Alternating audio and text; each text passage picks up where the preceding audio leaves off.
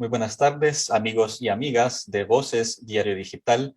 Mi nombre es Diego Hernández y les doy la bienvenida a otro programa de La Entrevista en nuestras redes sociales de Facebook. Conmigo en esta edición de La Entrevista está Leonor Arteaga Rubio. Ella es directora de programa de la Fundación para el Debido Proceso. Hoy vamos a hablar sobre el tema Crímenes de Guerra, la vieja y la nueva Fuerza Armada. Este tema viene a colación ya que a inicios de agosto se capturaron a 3 exmilitares acusados del homicidio de 5 personas. La Fiscalía difundió la noticia a través de sus redes sociales y hubo algunas críticas sobre el actuar de la Fiscalía en cuanto a la captura de estos 3 exmilitares. En un momento le voy a pedir a Leonor que explique su postura ante estos acontecimientos, pero primero le voy a pedir que nos dé su postura sobre la captura y la liberación de Mario Gómez, que lo están acusando de delitos informáticos, de delitos financieros, y lo liberaron el mismo día. Entonces yo quisiera saber, Leonor, ¿qué opina usted acerca de este hecho de hoy? Muy buenas tardes a todas las personas que nos sintonizan y muchas gracias a Voces Diario Digital por la invitación.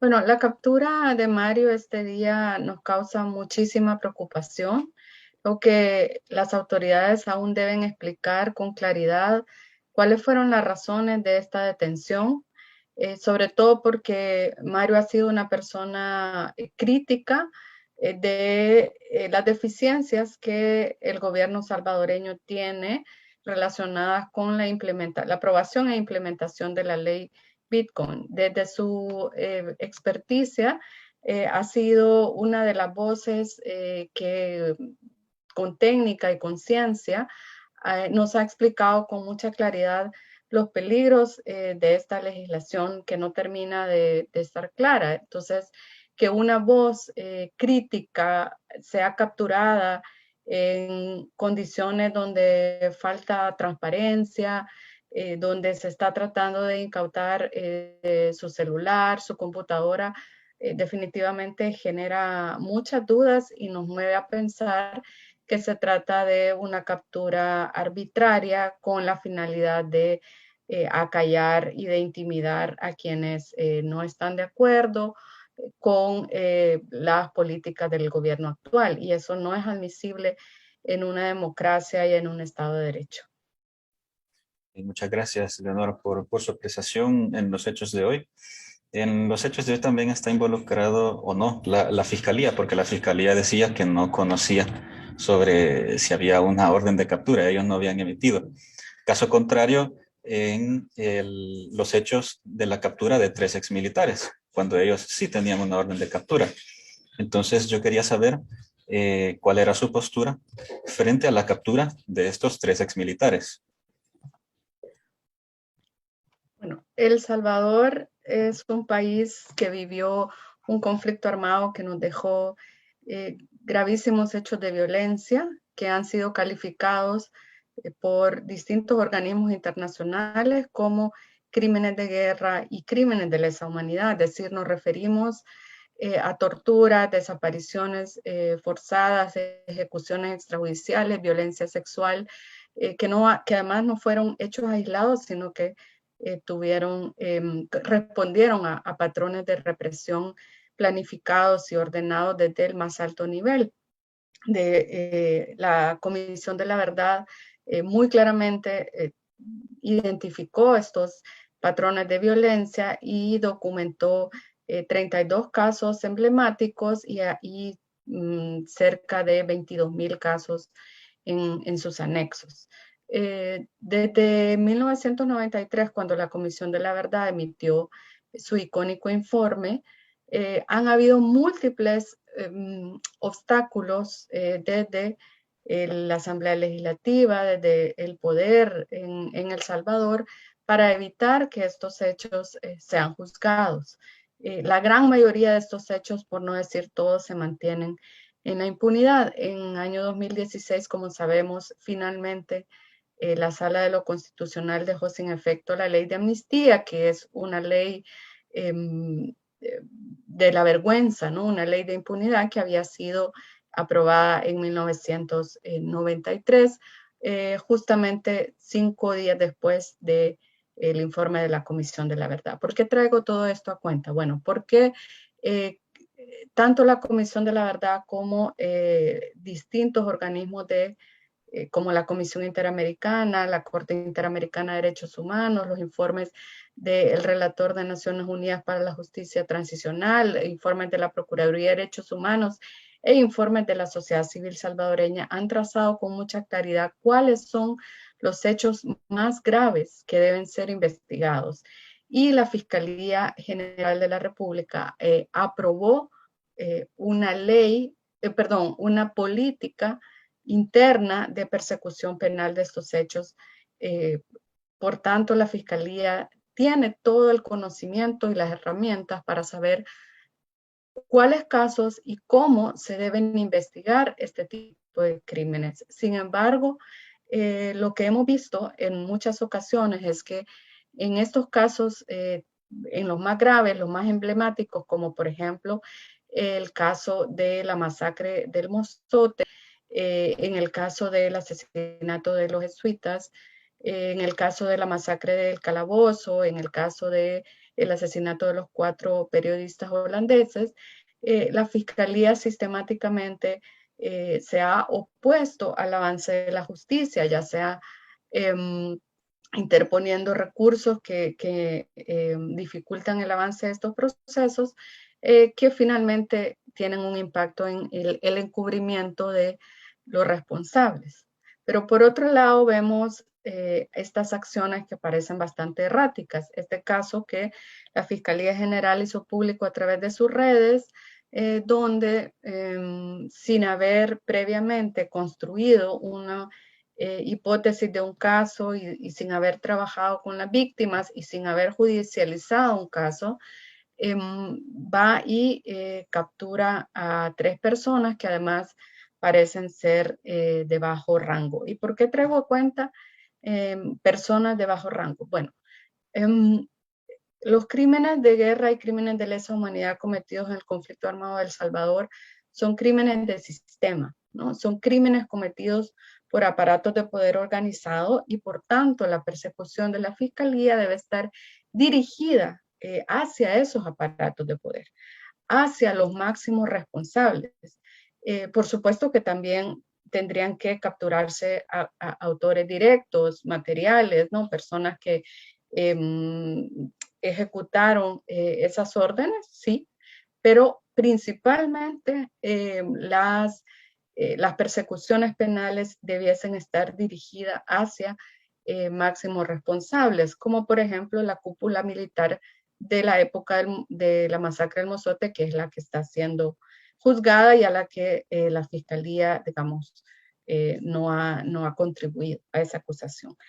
Entonces nos preocupa ver, por un lado, impunidad absoluta, obstaculización de la fiscalía, eh, falta de capacidades técnicas y de voluntad política para avanzar en los casos más graves contra los máximos responsables y por otro lado capturar de la nada a 3 personas de bajo rango en un caso que por supuesto es muy importante para las víctimas, no quiero deslegitimarlo, pero que ciertamente no forma parte de los casos que, como ya contaba, han sido identificados con mucha claridad como los más emblemáticos porque han afectado a colectividades importantes y a toda la sociedad salvadoreña e internacional.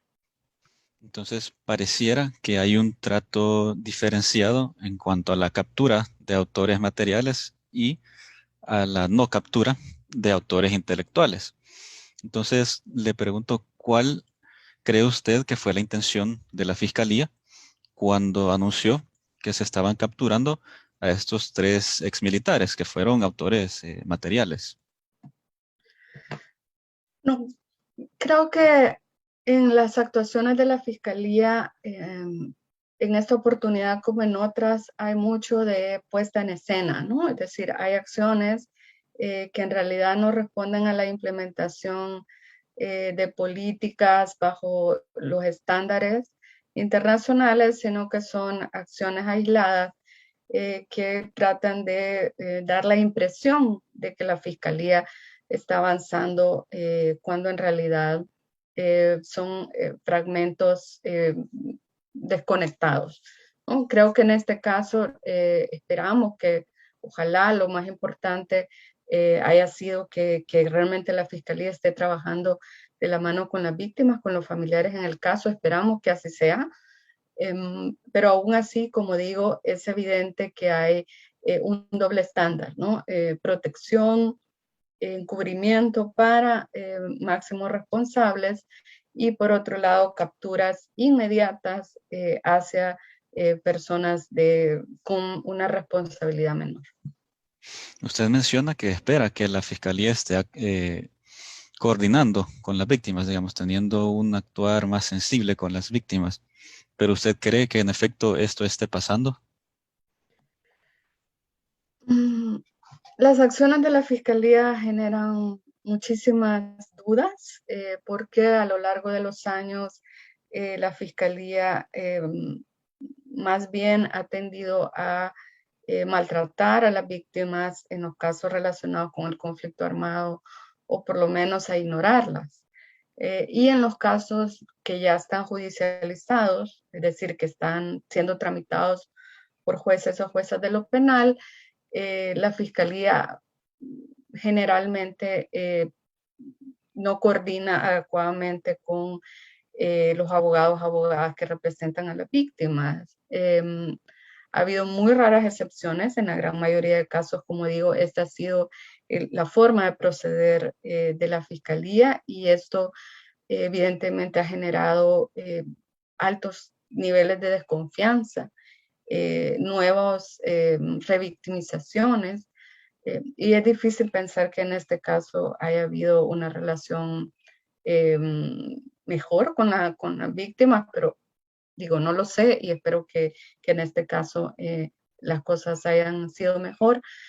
Aunque repito, la Fiscalía históricamente ha sido bastante indolente con el dolor de las víctimas y aunque debiese también representar sus intereses, en realidad ha sido una Fiscalía más bien al servicio de los distintos grupos de poder. Leonor, ¿y ha habido en algún momento algún caso de crimen de guerra que la Fiscalía, en lo que usted considera que la Fiscalía ha actuado de buena manera?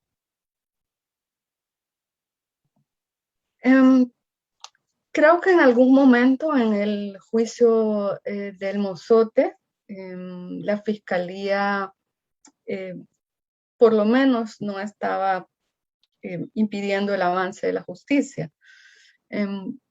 Aunque esto cambió en los últimos tiempos del exfiscal Raúl Melara y del actual fiscal Rodolfo Delgado. Es decir, hubo un periodo relativamente corto donde la Fiscalía de alguna manera trabajó con los querellantes acusadores en el caso y con las víctimas. Creo que la unidad de fiscales, el grupo especial de fiscales que se creó para investigar los casos de la guerra, trataron de hacer las cosas bien en el Mozote. Sin embargo, eso cambió, con lo cual seguramente hubo órdenes desde arriba, ¿no? Desde el fiscal general para nuevamente tratar de detener y de paralizar el juicio. Creo que esa ha sido quizás la única experiencia donde la Fiscalía, no por iniciativa propia, sino más bien empujada o impulsada por la acción de las representantes de las víctimas y por el propio juez, que ha sido el juez Jorge Guzmán Urquía, ha sido un juez muy activo y que ha tomado en serio su papel. Entonces, quizás empujado tanto por el juez como por los querellantes, la Fiscalía trató de hacer bien las cosas, pero digo, eso fue por un corto periodo de tiempo y nuevamente en los últimos meses vimos a la Fiscalía de siempre, digo, aquella que no estaba en plano de dar justicia. ¿Usted se refiere a la gestión de Douglas Meléndez? Sí, creo que viéndolo en clave histórica, durante la gestión de Douglas Meléndez hubo algunos avances, sobre todo en creación de institucionalidad. Fue en esa gestión cuando se creó la Unidad Especial de Fiscales a la que hacía referencia y también se aprobó la política de persecución penal sobre estos casos. Y al menos en ese periodo los fiscales no solían tener una actitud tan agresiva hacia la víctima, pero finalmente ningún caso realmente avanzó. Y luego en las gestiones de los fiscales generales que la han seguido, nuevamente vemos como un patrón de comportamiento siempre en encubrimiento de responsables de criminales de guerra. Leonor, ¿y qué opina usted sobre lo que sucedió ayer en la Asamblea Legislativa? Se aprobó un decreto donde todos los jueces y juezas mayores de 60 años van a tener que jubilarse, pues ya no van a poder ser jueces. Y usted acaba de mencionar al juez Guzmán, que lleva el caso del Mozote y que ha tenido un buen actuar. Ya no va a poder estar, va a tener que estar alguien más. ¿Qué opina usted de esto? Nos preocupa muchísimo, muchísimo. Creemos que este decreto, estas reformas a la ley de la carrera judicial, por un lado, son ilegales porque la Asamblea Legislativa no tiene facultades para modificar las reglas de la carrera judicial, ¿no? O la forma como el Poder Judicial se organiza. Eso le corresponde únicamente al propio órgano judicial, es decir, el órgano judicial debe activar a la Asamblea Legislativa para hacer ese tipo de reformas y no puede la Asamblea Legislativa por iniciativa propia modificar ese tipo de normas. Por otro lado, creo que es un insulto a las y los salvadoreños y a la comunidad internacional pretender hacer pasar estas reformas por un intento de luchar contra la corrupción judicial, que innegablemente existe, pero si fuese un intento serio por reducir, atacar la corrupción judicial, pues el camino definitivamente no es ese. En primer lugar, para combatir corrupción judicial es importante que se nombren a magistrados y magistradas de la Corte Suprema de Justicia y a concejales del Consejo Nacional de la Judicatura, respetando los procedimientos y nombrando personas idóneas que son las que tienen la tarea de depurar el órgano judicial. Y hemos visto que el actual gobierno, el presidente y también la Asamblea Legislativa en realidad hicieron todo lo contrario, ¿no? El 1 de mayo nombrando a magistrados, magistradas no idóneos. Entonces, está claro que el intento es de controlar al órgano judicial, de cooptarlo y de sacar del juego a todos los jueces y juezas que le estorban, que no le convengan o que no se alineen, ¿no? Con el pensamiento y los intereses del gobierno. En ese escenario tan preocupante, digamos, especial alarma causa el hecho que el juez Guzmán está en ese rango etario, tiene más de 60 años y por tanto va a quedar fuera del proceso, con lo cual el proceso se paraliza. No se trata únicamente de que tenga que llegar un reemplazo, además de que eso podría tomar mucho tiempo, sino de que este es un proceso que justamente ahora en septiembre cumple 5 años de haber sido reabierto, y en estos 5 años el juez Guzmán lo ha conducido con mucha seriedad, respetando todos los estándares, conoce el caso, se ha apropiado digamos, de las pruebas, conoce perfectamente cómo conducirlo y el juicio estaba muy próximo a terminar esa etapa que le correspondía al juez Guzmán y para pasarlo a la etapa de sentencia. Entonces, en este momento, cambiar de juez seguramente le dará un golpe mortal al juicio, por lo menos lo va a paralizar por un tiempo, cuando no va a generar retrocesos y por supuesto peligra el hecho que digamos, con este nivel de intervención que vemos del gobierno en el Poder Judicial, podría nombrarse a un juez o jueza precisamente con la intención de clausurar cualquier posibilidad de justicia. Ujú. Bien, hemos hablado sobre la Fiscalía, la entidad que debería estar investigando los crímenes de guerra. Ahora pasaremos al próximo tema, que es la vieja y la nueva Fuerza Armada, en donde el informe de la Comisión de la Verdad mencionó que la Fuerza Armada fue partícipe de muchos crímenes de guerra. Yo le quiero preguntar a usted, Leonor, si usted pudiera describir a la Fuerza Armada antes de los acuerdos de paz, ¿cómo la describiría?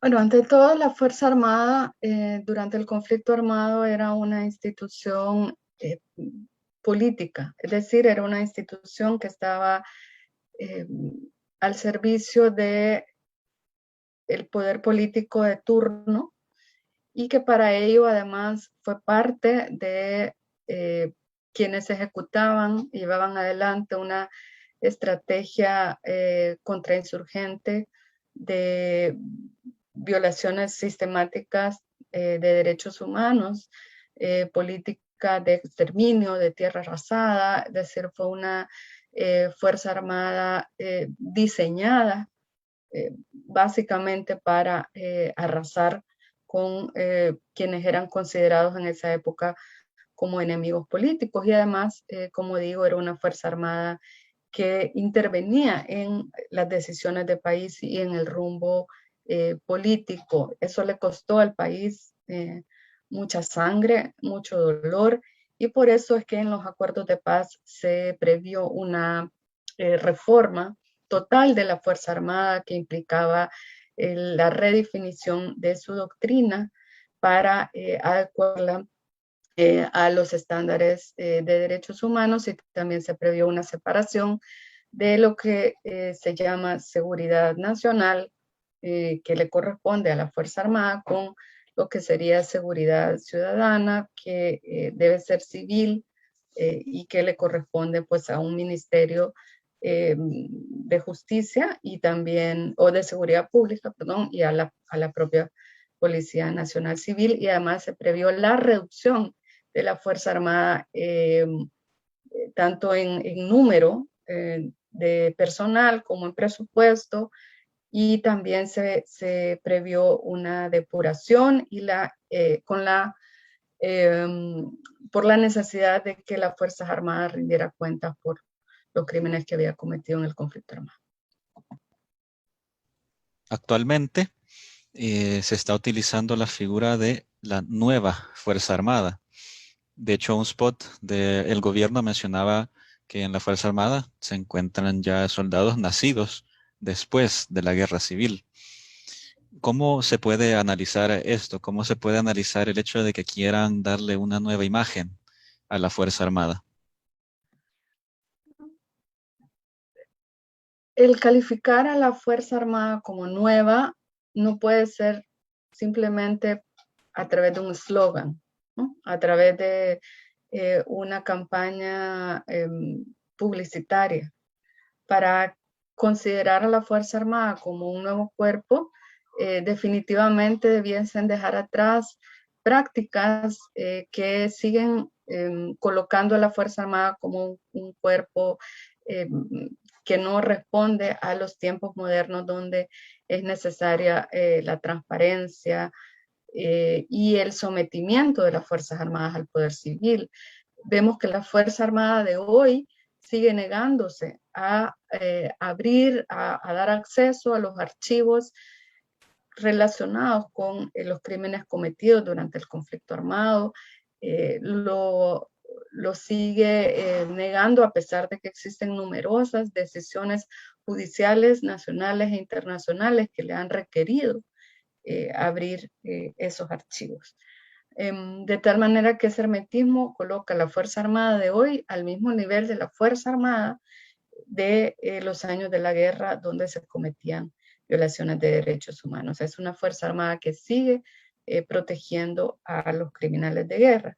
Por otro lado, vemos que ahora nuevamente está resurgiendo digamos, la Fuerza Armada como un actor de la vida política, como un actor que está al frente de temáticas y de carteras de Estado que en realidad le corresponden a servidores civiles y profesionales. Lo vimos, por ejemplo, en época de pandemia, donde el ministro de la Defensa salía a dar cuentas públicas por temáticas relacionadas con salud, y no así el ministro de Seguridad, perdón, de Salud. Y esos signos han venido siendo cada vez más frecuentes y nos preocupa mucho porque definitivamente si la Fuerza Armada vuelve a tener una participación política donde las decisiones de país se resuelvan con la bota militar basadas en la amenaza, la idea del enemigo público que debe ser exterminado. Definitivamente el país estará retrocediendo 30, 40 años de su historia y todo lo que hemos atravesado y sufrido se vería comprometido. De hecho, también se han visto varios anuncios de reclutamiento que el gobierno ha estado promocionando en diferentes espacios públicos y virtuales, por lo que ha dicho que quiere alcanzar 20,000 nuevos elementos en la Fuerza Armada. ¿Cuál cree usted que sería la evolución de este agrandamiento de las fuerzas de seguridad pública? ¿Cuál será el efecto inmediato y cuál podría ser un efecto a largo plazo? Bueno, primero creo que es muy triste que la oferta gubernamental para la juventud salvadoreña sea integrar las Fuerzas Armadas. El Salvador es conocido por ser un país joven, con un importante bono demográfico, es decir, población joven que supera a la población adulta mayor y que está en espera de oportunidades para estudiar, para trabajar y que tiene mucho que ofrecer. Y creo que el gobierno es muy irresponsable en abrir como un canal para la juventud únicamente el servicio militar cuando estamos en época de paz. Perdón. Y por tanto, definitivamente no se justifica que hayan más jóvenes que dediquen su tiempo y su vida a una forma de servicio que en realidad debería ser ir a la inversa, ¿no? Debería ser cada día menos militares y más personas en otros servicios que sí son esenciales como la salud, la educación, incluso el arte, etc.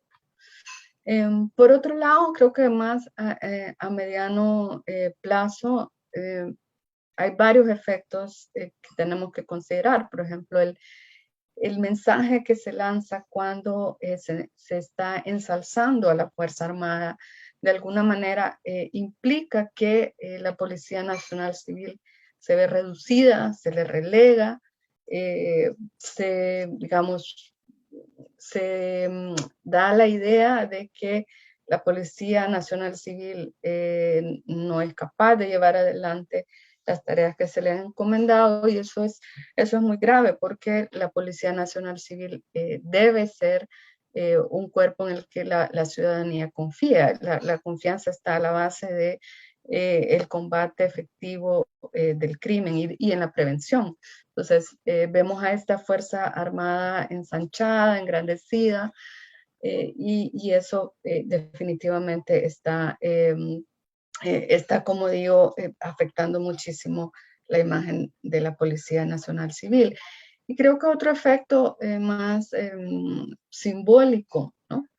Es que hay un mensaje muy de mucha masculinidad y masculinidad tóxica, ¿no? Esta idea de el hombre héroe, el hombre que se impone, que domina, que no quiere diálogo, que quiere ir de frente.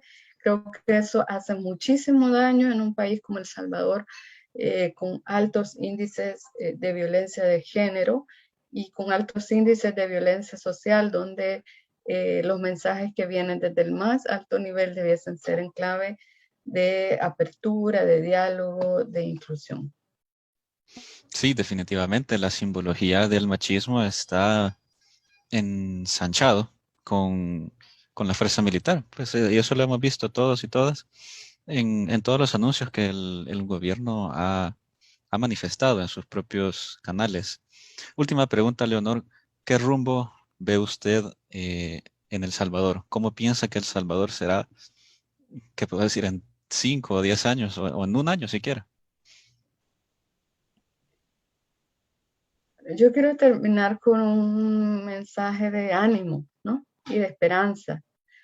No es la primera vez que El Salvador está atravesando un periodo de concentración de poder como el que vemos ahora, de un régimen de gobierno que cada vez más va por la línea autoritaria, entonces, y hemos logrado como país revertir esos momentos de la historia donde parece que las cosas no tienen remedio. Entonces, yo quiero hacer un llamado a toda la población a que no nos quedemos callados, calladas, que sigamos alzando nuestra voz, que trabajemos en propuestas, en cambios, en alternativas, desde lo micro hasta lo macro, de tal forma que no renunciamos a ese espacio cívico, a ese espacio ciudadano y ciudadana que tenemos, y que sepamos, bueno, que la historia siempre demuestra que así como hay un alza, ¿no? Hay una subida de estos regímenes, también hay una caída y lo importante es que sepamos conservar el Estado de Derecho, la institucionalidad, preservar lo que tanto nos ha costado, ese pacto de nación que hicimos en los acuerdos de paz y que lo hemos hecho en otros momentos. Entonces, aunque el panorama se ve muy gris, porque creo que este gobierno va a seguir, ¿no? en esta deriva autoritaria, en este camino de control, creo que no todo está perdido y que hay mucho que podemos hacer los y las salvadoreñas también con apoyo de la comunidad internacional. Muchas gracias, Leonor, por brindarnos un pequeño espacio de su día para poder analizar el tema de los crímenes de guerra y de la vieja y la nueva Fuerza Armada aquí en El Salvador. De parte también de todos los que estén viendo esta entrevista, estoy seguro que le agradecerán por haber brindado el parto de su día también. Y bueno, ya dio un mensaje final, no sé si quisiera dar otro o si quisiera dar las despedidas. Bueno, un agradecimiento a Voces por siempre colocar los temas más relevantes para el país y por la oportunidad de dirigirme al público. Un mensaje de ánimo, sé que también la prensa está sufriendo embates en este contexto donde se están atacando a las voces disidentes, pero bueno, ánimo porque sé que también muchos y muchas las escuchan y que eso, a seguir haciendo lo que sabemos hacer, que es construir democracia, construir consensos y adelante. Buenas tardes, Leonor, y buenas tardes a todos nuestros seguidores.